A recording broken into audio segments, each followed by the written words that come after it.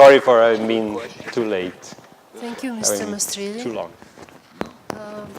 Mr. Eisenman, do you want to comment immediately? No, on I we should should wait till everybody has spoken. Thank you. Would be better. Thank you. Otherwise, he and I will talk forever. Okay. Mr. Orazi, would you? Okay, I would like, my intervention is, my speech would be shorter, is to me in line with the one of Emmanuel Petit and most of all with the one of Gabriele Mastrigli. Louder. Yeah. Okay. So my intervention, I hope, is the prosecution of other previous interventions. And I want to point out, I focused on, I was trying to find a constant line in heterogeneous and plural Peter Eisenman's work and activity. And I pointed out two issues that to me are important. One relates directly to me, it's a sort of fil rouge in Eisenman's work. There is the concept of the mask. And one other one was, doesn't relate to Eisenman's work, there is the simulacrum. So one in positive and another in negative in a way. So I want to focus on the relationship between the long and still active relationship with and frequentation of Eisenman with Venice. I would start from a phrase by Michel Foucault, who used to say provocatively, the masks say always the truth, on the contrary of what we think. And would start again from the four mentor of Eisenman, who yesterday Peter forgot to say the first one, Percival Goodman, who was an architect teaching at Columbia, who was important for what we can, if we judge an essay that I read like 10 years ago by Eisenman about these really first steps into architecture, and then the other mentors that we commented very much, Colin Rowe, Tafuri, so two historians, and then Jacques Derrida, a philosopher. Mentors to me are always important, not only for a biographical as a biographical documents or element, but because always mentors leave like a footstep in everybody. So it's something that you can think about it in the work of every artist and on every architect to me. But let's stay on the question of the mask. The mask, let's go to the Oxford Dictionary, who simply say whether a mask is a covering for all or a part of the face, or as a disguise, or to amuse, or to frighten others. And this is a very old example of mask. The funny thing, there are masks in every old civilization, in every cultures, but in the Jewish culture. This is interesting to me. We cannot forget, I'm not talking about Philip Johnson, but please remind this guy on the right, which was very important to me when I think about Eisenman, especially if I consider the first T-shirt of the Yaus in the 70s was the Vitruvius famous man, but wear as a soccer team suit. So I think there is a relation. I want to talk about focus, because Eisenman used a lot of masks. I want to focus on some Italian masks. Usually Italy, among the many things exported mask, Arlecchino, Pulcinella, Commedia dell'arte, who was invented in Paris, not in Italy, and something Italian culture is very much related to theater. But the architecture masks, as many people, so I focus, I just want to show two in the past and two in the 20th century, in the recent past, so Palladio, of course, Piranesi. Terragni and Luigi Moretti. Terragni and Luigi Moretti were among the greatest Italian architects of the 20th century who had this little detail that they were both fascist, but not simply fascist in an ordinary way, not as everybody else. They were particularly fascist. They were like extremists in fascism. Terragni was the so-called left fascism, was against the church, was for the revolution, whatever it means, conservative revolution. You know, the fascist concepts are always vague. That's why they are so fashionable, because you can adapt in every condition. That's why fascism never dies also. And Italy, unfortunately, invented this concept. But let's go on. I want to, Terragni, of course, we spoke a lot about Terragni, but I really think that it is a case of rewriting. And I think that one of the best essays I've ever read about Peter Eisenman is by Giorgio Ciucci, who was the most important Italian historian who studied again fascism starting in the 70s, but then taking out the book in the 80s. He wrote that the Casa del Fascio and the Giuliano Frigerio house are so redesigned by Peter Eisenman. To be clear, they don't live again in his work, but they are his work, which is very different, especially from the postmodern attitude. And then we will see with after, with the Simulacrum, I think. But it's a very, this essay was written in 1993, so 20 years ago, when I started my studying in architecture, was very important for me. Also for studying Terragni, evidently. Let's have a look and consider the huge world of Venice, because Venice is a very populated, it's an island very much populated by historians, and these are only some of them, the so-called Venice School of History, which actually was not a real school, because there were many differences, but surely there were important presence that crossed Italian philosophy and Italian politics, because Massimo Cacciari has been mayor of Venice, has been communist deputy in the parliament, because even Giorgio Ciucci, George Tissot, other people had political experiences. And Tafuri, when he arrived in 1968, at the place of Bruno Zevi in Venice, created this group of very rare case of great collective work, of great collaboration of ideas, where there was a plural production of ideas, concepts who spread around the world, thanks also with people like Georges Tissot or Jean-Louis Cohen, who was very young, came to Venice to study, and many other people. So just to think about this plural and extremely today a very rich production of concepts and tools and issues that everybody of us will use, at least me, but not only me, I think. Among the thing that the Venice School did in a contrary attitude against postmodern was the rereading of the Vienna and the Austrian culture, the Finnish Austria. The last course of Tafuri on contemporary, let's say, modern architecture was held in 1978, which is not a case, it's an important year. Cacciari reread and republished people like Hugo von Hofmannsthal, for example, who was, and Vienna was written as the starting of the crisis of the languages in every field.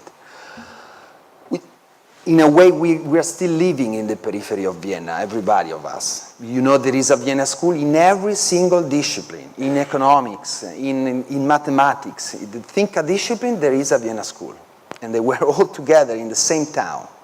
Von Hofmannsthal wrote maybe the best novel about Venice. It was a posthumous book. It was Andreas o i Ricongiunti. I don't know how to pronounce it in German, I'm sorry. It is about the concept of the mask, because the mask is like a veil who allows you to say the truth, who allows you to express in a better way. But also among the many readings that Cacciari and Tafuri, etc., takes also from Sergio Bettini, another important Italian historian, is Georg Simmel essay on Philosophie der Kunst, who talks a lot about Venice in terms of masks. An example, just one example. Of course, Venice is also the town of the carnival. This is okay. I don't want to comment that, but Venice has the equivocal beauty of the adventure that floats without roots in life, like an eradicated flower on water. It has the lying and tragic beauty of a mask. So these are some examples of a collective work by Ciucci, Dalcò, Manieri Elia, Tafuri. Also Tafuri, Ciucci, Manieri Elia were coming from Rome. There is, of course, Rome and Venice. There was a strong connection. But, and this is the book of Cacciari's essay on Vienna, on different artists and philosophers. And from here starts, this bridge from Venice to New York through opposition and through conferences, etc., many exhibitions. This is a book recently appeared into Italian. There are Bridges on the Atlantic by a young student called Ernesto Ramon Rispoli. But anyway, I want to focus on the 78 is the year of Canareggio, of course, of the turning point in Peter's career, as we've seen, that can be read in many ways, of course, but surely it is the turning point. It is the year also of Roma Interrotta, but it is the year of the François Lyotard book on postmodern, and it's also the year of Collage City, and it's also the year of Delirious New York, and so we have to stop, surely, but this is it is a turning point because it is also the year when Tafuri stopped to studying modern architecture or producing study. He still, of course, observe and comment, but in different ways. Very quickly, 1979, it appears this ephemeral architecture in the lagoon. It's not for a Biennale of Architecture, it's for the Biennale of Theater. It's the famous Teatro del Mondo by Aldo Rossi, this in a beautiful picture, the early morning by Francesco Dalcò. The year after, Rossi does this less considered ephemeral architecture, which is the door to the Arsenale of the Biennale led by Portoghesi, which was also an homage. It's much different. It's not a theater. It has to do with the Venetian architecture done in wood and with ship architecture, construction, which the Arsenale was the place. Now I would like to talk about Simulacra or Simulacrum, that Baudrillard, many people, Gilles Deleuze are the authors that Peter quoted always, but the most important to me is Pierre Klossowski, in 1969, very early wrote this important book about Nietzsche, where he gives a different definition of simulacrum, but the central point to me to simulacrum is that a simulacrum is different from the mask, because the mask have something behind. There is a reality, in any case, whatever it is. The simulacrum behind has nothing. So it could have only one thing, that is nostalgia. One of the definitions by Klossowski, the simulacrum is a ludic, a playing suspension of reality. And that's the Strada Novissima, of course, where we have the contrary of the mask. To me, there is the simulacrum. There are facades. We behind have nothing. It's not a case that Portoghesi called the Cinecittà people for building up these ephemeral facades. There are, like about 20 architects. The role of Costantino Dardi is very much underestimated because he was the author of the scenography. But anyway, he wrote an interesting article called Behind the Facade. But there were many architects really different, impossible offer, but there is not Peter Eisenman, for example. And this is, I think it was right.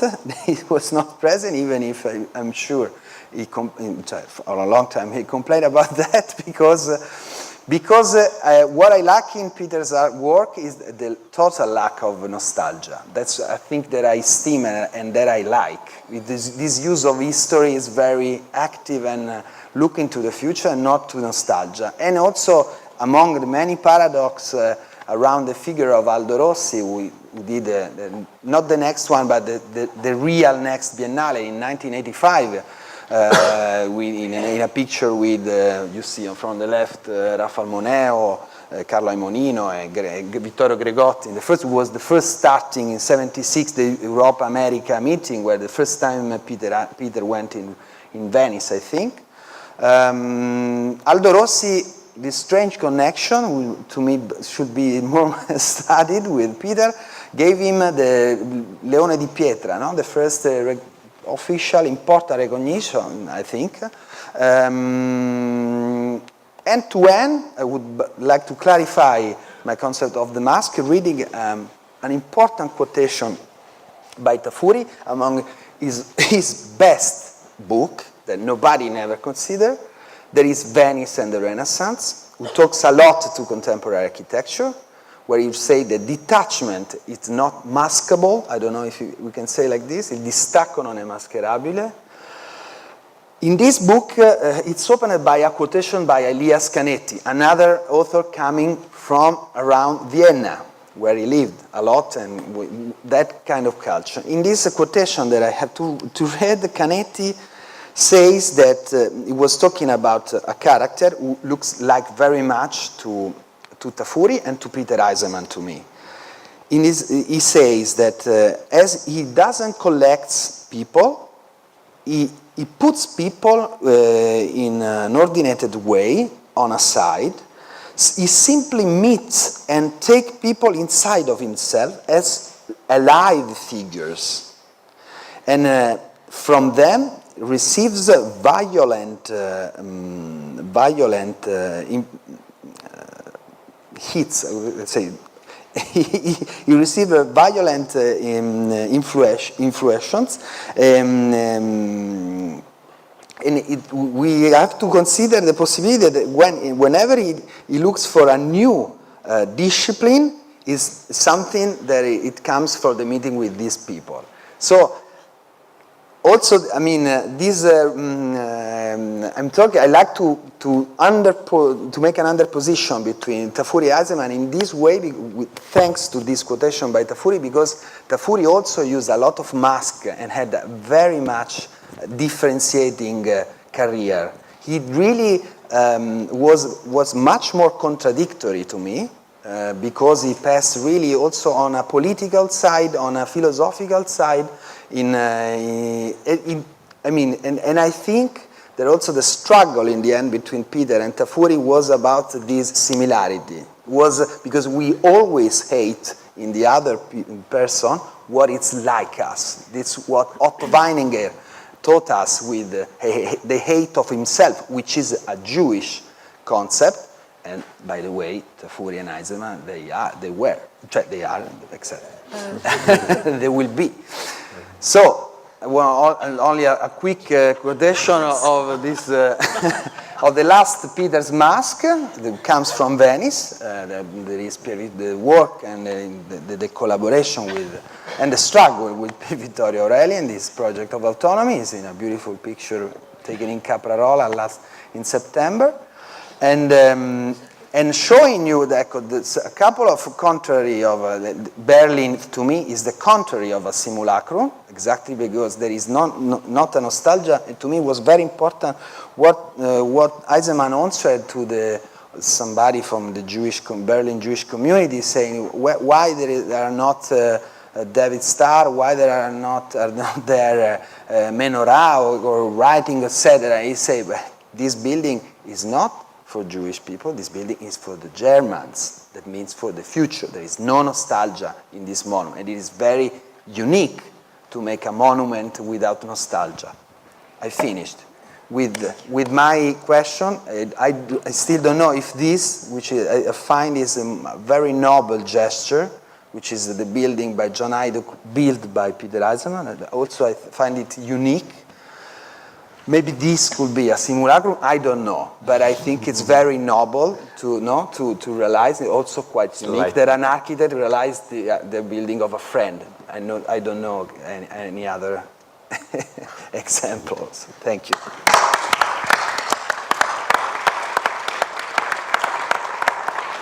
Thank you very much, Mr. Orazi. I will now kindly ask Mr. Kim Förster to switch places maybe with First of all, thank you for having me here. It has been a pleasure so far, and I really appreciated the invitation to present here. With regard to the title, Differentiating Eisenman, I first of all have to pose this question: which Eisenman are we actually talking about, or which Eisenman I am talking about?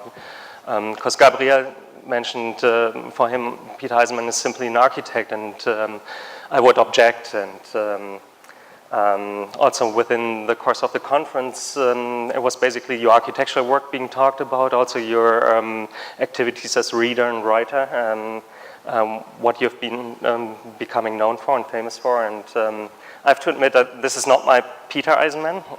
Moreover, I'm not taking a single biography as a starting point.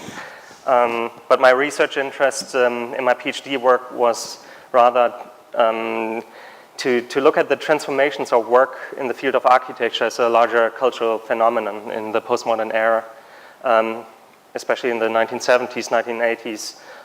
So this is explained by my sociocultural perspective I have from my disciplinary background.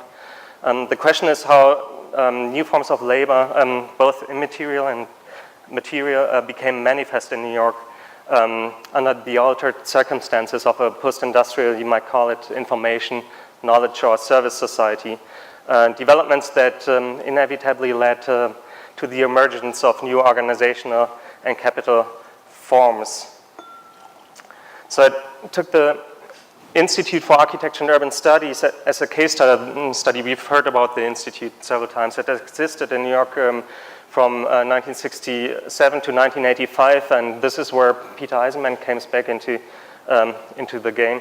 As the founder and longtime director, actually directing it for 15 years as the central figure in New York architectural culture in those days in relation to other people we might want to talk about. And also due to his charismatic leadership and entrepreneurial spirit and intellectual ambition. So Eisenman's work as the Institute's director has been discussed by John Ortman, who wrote on this link between Venice and New York previously, as an impresario, as a publicist, and I also would like to have a look at those roles as an educator and definitely a power broker in New York. The thesis then is that Eisenman's career, we heard about the first projects by Gabriele, somehow, to my idea, has to be seen in the light of the Institute as a new network of intellectual work in New York. And it goes along with my objective to demystify this notion of the think tank, which was around and always also repeated. My job I took on is to challenge this notion and to look closely into material and find out what it meant to actually work as a think tank. And so what I came up with is a collective biography with regard to the Institute's activities, its organization and direction, although almost a personal endeavor in the beginning of Peter Eisenman, and also Colin Rowe and Arthur Drexler were involved. The Institute soon encompassed a wide network of trustees, fellows, staff, students, and guests. My approach of an institutional analysis meant to look at the Institute as an institution, as an organization, a group. So I analyzed 4 different roles the Institute as an institution took on, which is A, as a research platform, B, as a school of architecture, C, as a cultural institution, that is, as an exhibition and event space, and D, as a publication practice, if not a publishing house. My main question was, what were the very conditions in New York in those days? And this is, I I would really like to talk about later on, for founding a new network of knowledge production and dissemination with a shift from a modern to postmodern architecture culture.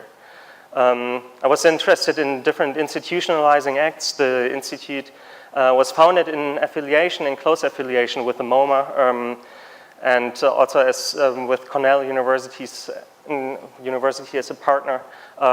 In the first couple of years, it did contracted work for public authorities, primarily on urban research projects, also on building projects, for example, for the City Planning Commission of New York, the US Department of Housing and Urban Development, and the Urban Development Corporation of New York State. So the Institute is one of Eisenman's projects, and I understand it first and foremost as a pedagogical and a cultural project, but also in terms of a design project, if you can say so. In the end, only worked once as an architectural office, and I won't have time to develop this. But there was a design for a prototype of housing, and in this context, you also designed a housing for Staten Island, and previously a design of a townhouse. So what interests me most is not this question of zeitgeist we've been talking about previously, but the historical context of the 1970s and 1980s. Since the Institute had faced many major transformations in those years, different global crises, the energy-based crisis, the economic, the ecological crisis, also the socio-political transformation in the US, that is the end of the welfare state policies of the Great Society with regard to housing politics, and also the financial crisis in New York in those years, and then the neoliberal project in a globalizing city with its effects on an academic and metropolitan culture. The legacy of the Institute, I would like to argue, is that it functioned as a mediator between different institutions. So it could be called as a functional elite according to sociological analysis, influencing architectural discourse and practices through magazines like Oppositions, but I would like to count it also through other activities, intellectualizing the architectural debate and academizing the architectural education. I would like to make 2 points further on. One is, the first is trying to come up with an answer to the question, how is the Institute as a powerful network institutionalized in relation to existing institutions? So from the very beginning, the Institute was highly networked, institutionalized through established institutions, the MoMA being one of them, and being chartered as an educational institution with a not-for-profit status. Next to the Board of Trustees, which linked the Institute not only to the MoMA and to Cornell University, but also to the Graham Foundation and to the School Board of the State University of New York. The fellowship, which you can see here in this image, was of major importance, and I reach this collage of a soccer team as a form of institutional self-image, with you as maybe the coach player in between. I don't know how you saw yourself in this collage. Eisenman succeeded in establishing a new network, new working context that allowed him, parallel to his efforts to build up the Institute, and we've heard about that, to realize his own architectural projects while publishing his writings. Next to the diagrammatic designs for his early house projects and the analytical drawings on selected buildings by Giuseppe Tirani, Eisenman published his Notes on Conceptual Architecture in this very issue of Casabella, where the collage was printed in '71. So starting his career as a practicing architect, Eisenman, as director, was able to coordinate the work of architects and academics, with the consequence that he succeeded in structuring complex social and institutional interrelationships via research and building projects, and later on via educational programs and cultural products, but not at least all through the Institute's publications. Financial support from the Graham Foundation enabled the Institute to bring people like Emilio Ambas, Kent Frampton, Joseph Rickford, and Stanford Anderson, who are here in the image, and later also Anthony Widler, Mario Gandazzonas, and Diana Agrest to New York, each spending a year as a visiting fellow at the Institute. The status of a fellow was granted based on merit, which is to say a potential fellow came to the Institute for a year in order to participate in sponsored projects or to implement independent projects. A fellowship with all its privileges and duties, hermetic as it was, characterized by an interplay of hierarchy and cooperation, autonomy and leadership, formed the basis of the collective, which had an economic dimension alongside intellectual and institutional ones. Also of importance were the actual spaces of the Institute, that is, as a social, cultural, and epistemological space. The Institute, on Eisenman's initiative, moved in 1970, renting new office spaces, a penthouse on 40th Street, directly across from the New York Public Library at Bryant Park in Midtown Manhattan, with a double-height hall at the center that was entered directly from the elevators, as well as offices to the north and the south, and studios in the mezzanine level. And these premises not only offered a prestigious address, but were also an ideal venue for public events, lecture series, and exhibitions. Beginning in the 1970s, decisive was the Institute's ability to build a network not only with established museums and universities, but then also with a variety of art and cultural institutions and public and private foundations in New York and New York State, and with influential and wealthy private individuals. The second point I would like to make is that my analysis of the Institute's history has shown that in the year 1974, 1975, it was a turning point in the history of the Institute. In the mid-70s, the Institute was able to reinvent itself, reposition itself as a reaction to the socio-economic situation in the US, and especially in New York in these days, since it was close to bankrupt. When it could not land large-scale contracts for urban studies anymore, and orientating itself towards education and culture. Eisenman, next to his direction of the Institute and teaching at Cooper Union, was also serving as the director of education when new programs in undergraduate education in architecture were designed with the objective to teach architecture as one of the humanities. And I'm not sure whether you taught actually design, but at least you taught history. I saw the syllabus, which is interesting with regard to the previous session. One of the greatest merits was to have built an educational network with liberal arts colleges such as Sarah Lawrence, as well as Amherst, Oberlin, Smith, and Wesleyan universities that had not been in existence in this form previously. And I think only later on those colleges took on an architecture focus.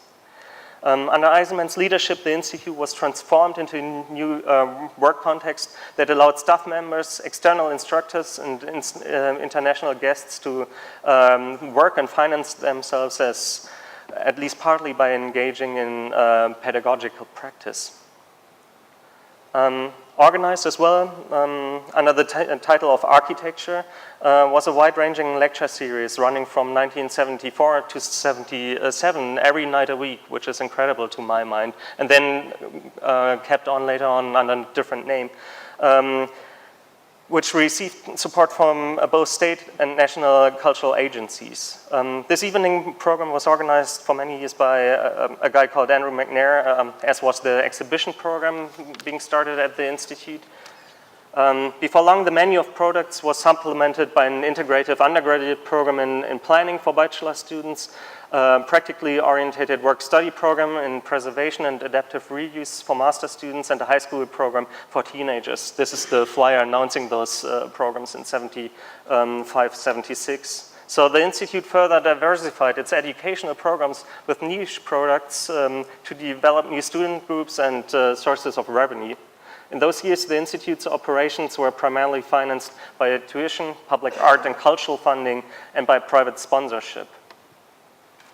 In relation to the architectural project of postmodernization and the re-evaluation of the profession, which was directly related to self-valorization, Eisenman had found in those years a congenial partner to my mind in Robert Stern, and we haven't heard about him today, but I think he was crucial in the economy of attention, which you produced in New York in those days. Since Stern moderated popular lectures at the Institute, being a visiting fellow, never having an official status though, and attracting large crowds. In those years, Eisenman benefited from his trips to Europe, as we've heard, for example, to England, Spain, and Italy, in order to recruit young, aspiring architects and academics to come to New York. Among them, Rem Koolhaas and Bernard Tschumi, also Graham Shane, all of them from the AA, and also the participation in the Venice Biennial in '76, which the Institute curated. You were in team with Robert Stern in those days. After this event, Eisenman consolidated contacts with Italy, featuring Manfredo Tafuri and Aldo Rossi more in oppositions. This is Oppositions 5, the Italian issue, which had features on both, or by both.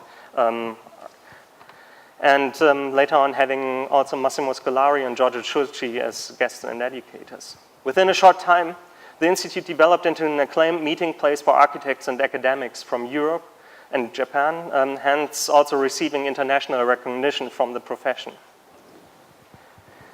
Sorry to interrupt, but... That's my last slide, just 1 minute, please. As a place of training and continuing education, that is the collectivization and communication for fellow staff, students, and guests, the Institute offered all of them, and also emerging New York architects, students at various universities, and individuals with a special interest in architecture from metropolitan society, a varied pedagogical and cultural program, and one that was active moreover every day of the week from morning till evening. In order to differentiate Eisenman as a public persona in those years, one has to take into account, and this is my claim, these different social and institutional networks which were built up in those days, which enabled you to build your career. I also want to bring attention to the interplay of institutional politics, power, and economy as the precondition also for the debate on autonomy, which we're witnessing here, and also issues of further institutionalization of the debates through the Institute, its bureaucratization, which went along with a larger budget, and the commodification of cultural production, especially exhibitions, eventually the move to the mainstream with central role of Philip Johnson at the Institute in the beginning of the 80s. Thank you.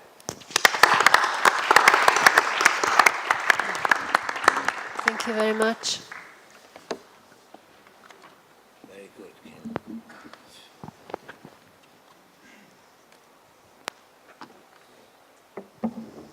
Mrs. Cynthia Davidson will Could you present. stay here till this evening? I'll be quick. No, you don't have to be quick. Very good. What's that? Is that telling me how fast I'm going?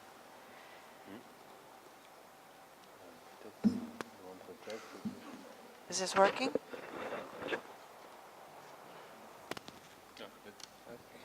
Hello? That's Mario Carpo. No, he never says hello. He's unfriendly. Mario, I'm speaking now. I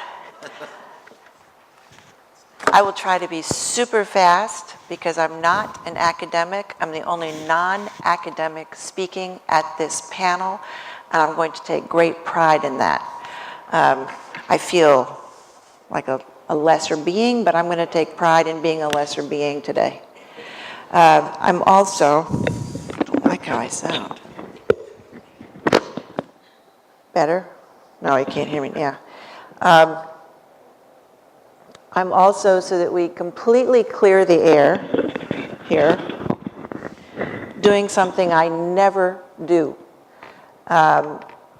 When this conference was organized, Petar asked me to participate in the conference and to speak about the City of Culture project in particular. And I reluctantly agreed because I never speak about Peter Eisenman's work because Peter Eisenman is my husband. Therefore, I in the United States, you do not have to testify against your spouse in a court of law. And I feel a little bit like this is a tribunal this week, so I'm really not all that comfortable. But Peter also doesn't know what I'm going to say. Because I told him, wow, I was asked to do the City of Culture. But in fact, to simply show you pictures of architecture, which is what I'm going to do, which also goes against everything I stand for. I edit a magazine whose very being is to resist the seductive power of the image in media today. Instead, I'm going to show you seductive images, but I'm going to try to say something little about it because I think you're all intelligent people, and by looking at these images, even though I'm going to show them very quickly, you will be able to see everything that's been talked about in these last sessions. The replay of history, the digital, the deconstructivist idea of sign and signified. I mean, it's all going to be here because I'm not going to show you only the City of Culture. I'm also going to show you the Wexner Center. This is because of the title Repetition and Difference. I really had no idea what differentiation meant other than that we were all different people here. And I'm the only woman. Oh, except our nice moderator. I wanted to start with the Wexner here, although I could have chosen any number of projects, especially the ground projects that fortunately Gabriele has just showed, because all of the projects, whether they were unbuilt or built, are part of Peter's larger project. And while I have no presumption to try to even begin to describe what Peter's larger project might be, when you're so close to someone, you really can't see that clearly. You have to get back, like these other people on the panel. I just wanted to throw out some ideas, some similarities, some repetitions in his work, which I think are necessary, inherent parts of any project, of any individual's body of work in order to work towards something that is perhaps still unnamed. So we start with the Wexner. This is an aerial shot to sort of orient you to the project. The Wexner comes out of a period of Peter's work called Cities of Artificial Excavation, which relates back, of course, to what we just heard about Piranesi, sort of inventing, but digging into the ground. And so the Wexner, as you all know, the towers in the foreground are remnants of Peter's idea of an excavated armory that used to be on the site, but there are also other pieces in the site that are traces of what that armory was. This also plays with memory. And then, of course, we have the grid, which is literally universal in Peter's projects. Here, sort of multiple grids, but also in the deconstructivist vein, shall we say, or the sort of heyday of post-structuralist deconstruction. Columns are running into glazed beams are running into glazed walls. Grids are repeating. This is at the entrance of the Wexner. Then you go into the Wexner and you start to go down the stairs. And of course, if you see in the perspectival distance, the famous hanging column, where the column is now no longer structural, but is the sign of a column, but the column's not really all there. And these are all these games that Peter's famous for word games, but he's also, I believe, really clever with architectural games as well. The column that was in the stair itself, of course, goes through the stair. But I think people are so sort of disturbed that there's a column in a major circulation path. They don't even think about the fact that the column is actually holding something up, that it actually does go through the stair. And the suspended column is at the far right side of the photo. Is that the right? Yeah. It's backwards here, right? Left. No, it's on the right up there. Left. Okay, yeah. It's very on the left. Yeah, it's on the left. You're right. It's on the left. I don't know if I'm getting a mirror image behind me or not. It's confusing. That's what you're seeing. Okay. I'm going fast. Inside the galleries itself, I show you these galleries because of what's going to happen when you see Santiago, the wall of windows, the walls that don't go up full height, a space that is meant to challenge not only the artist, but also the curator. How do you hang a show in this space? The Wexner refuses to be a passive container for art, for which it was widely criticized.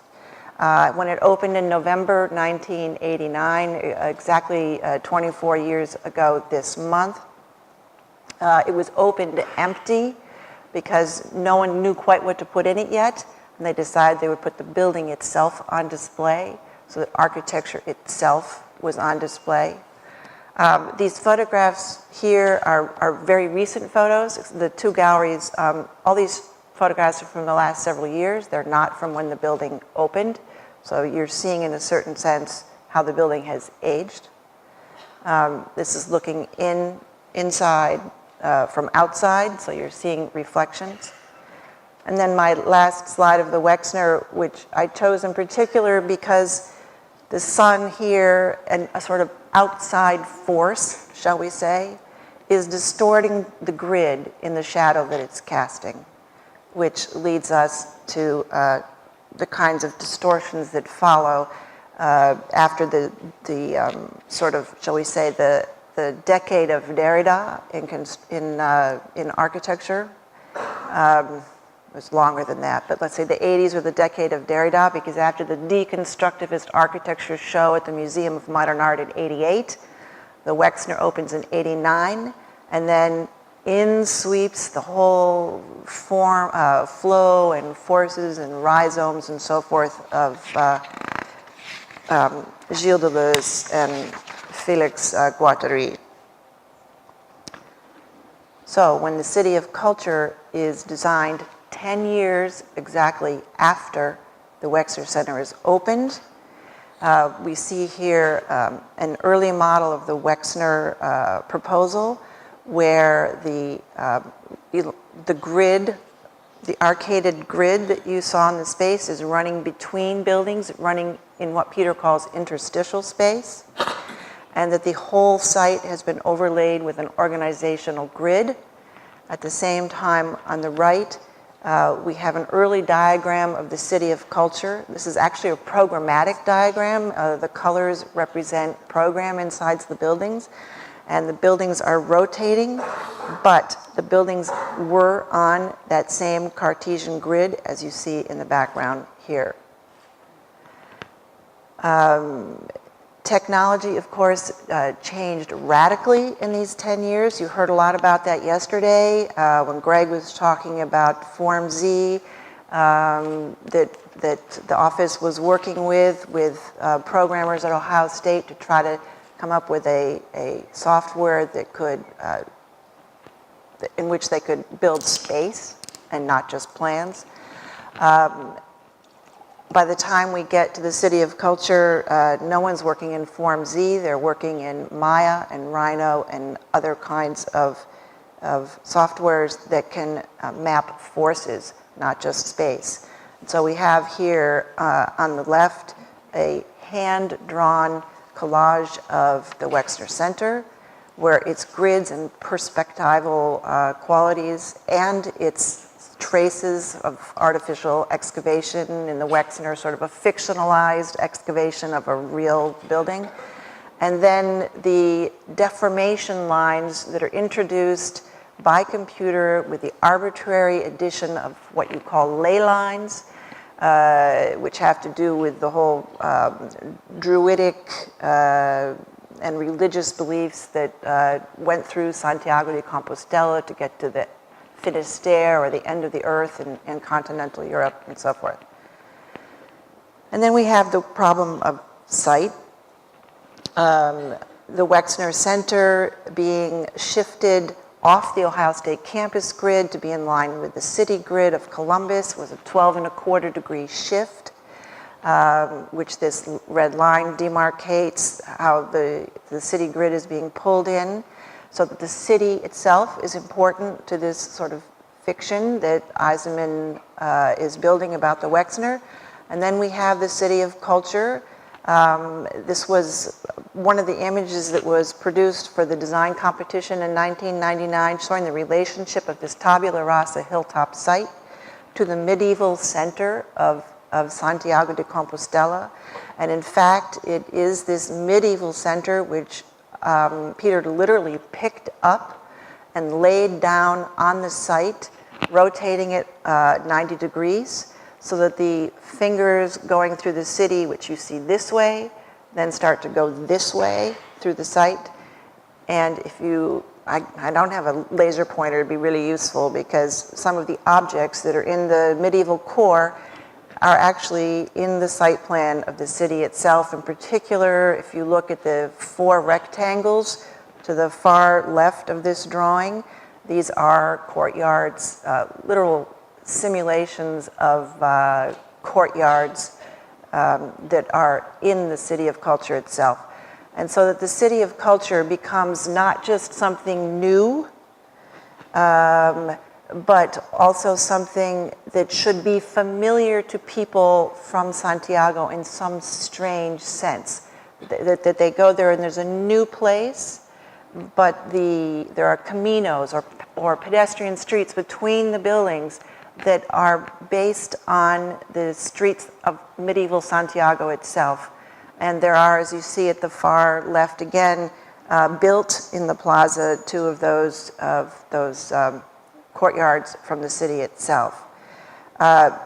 Peter wrote at the time of the City of Culture that we are at a time marked by a shift away from representation-obsessed semiotic culture to a new sensibility, a tactile, plastic, and mobile culture of affect. And I will very quickly take you through this. What you're looking at here is 4 of the completed buildings. There are 6 planned buildings, the Spanish economy being what it is. The project is now on hold. The 4 buildings are open and operating. The music theater, which you see a parking garage for on the right, is in foundations and stopped.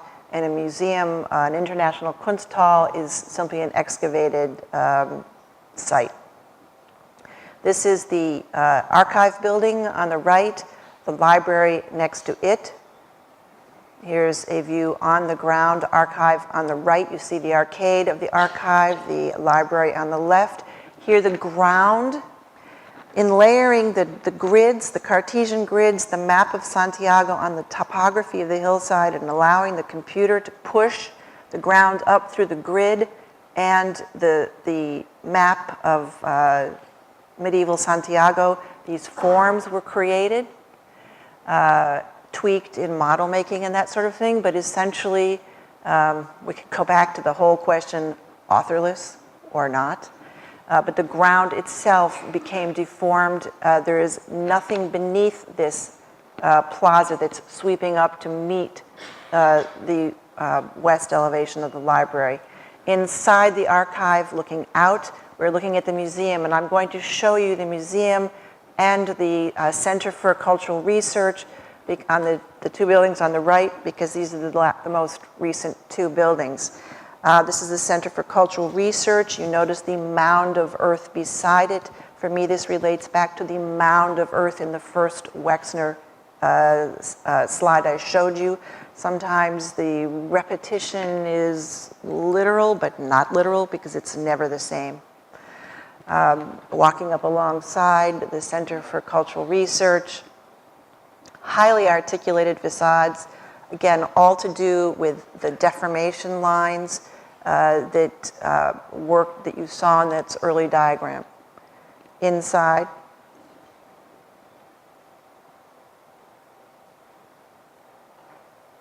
this is the south elevation of the same building, so very different than the highly articulated, sort of agitated glass facade on the north. In the far distance, you see a kind of cruciform line, which is leading us to the museum. This is the east facade of the museum, but in fact this building really only has 3 sides because the roof sweeps up and back down again because all these buildings were pushed out of the ground through the grids and through the caminos of Santiago. They appear to be one with the ground, which relates back again to Campo Marzio, so I'm grateful for Gabriele for showing that because Peter has worked over many issues in trying to determine, is it possible to have a figure urbanism where the ground and the building are not so distinct, that it's not an object on the ground, but rather they are more integrated. And here, even in the detail of the museum, you see that the stairs leading up to another terrace level are running right into this sort of facade roof. Moving around to the north side of the museum, looking back towards the library. The north, again, very highly articulated glass facade. 2 different shots of that, what it's like to be underneath it on the left. Going inside the museum, the entrance to the museum is not visible here, but it is back through that glass wall. You enter the museum across the grain of the space. This is the same way you enter the Wexner, across the grain of the space. And then you circulate through the museum on the long axis, with the grain of the space. In the very top high part of the museum, there's multiple exhibition heights with east-facing light to the outside. When you're on the top floor of that 3 upper balcony I just showed you, you look back out, and if you look, this image actually gives me vertigo. If you look all the way out, that window at the far end is looking right back down at the entrance of the museum. So you're constantly aware not only that you're inside the space, but where you are in relationship to outside the space. Then we pull back down out from the museum back to where the archive is on the right. This is the one Camino that is finished between the archive and the library, which is on the right. Eventually, when the last 2 buildings are built, all the buildings will be approached through these pedestrian streets. And then this is the last image about which I just wanted to say, in terms of differentiation, I've sort of thrown out these notes.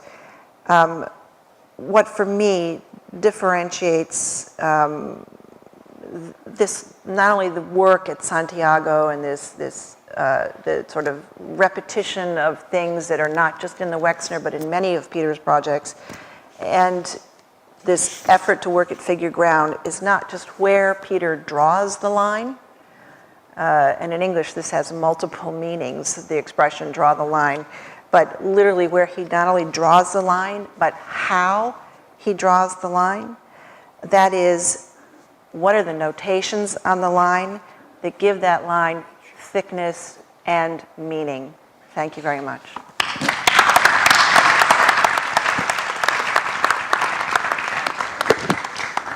Thank you. And our last presentation today in this session by Mr. John McMorrough.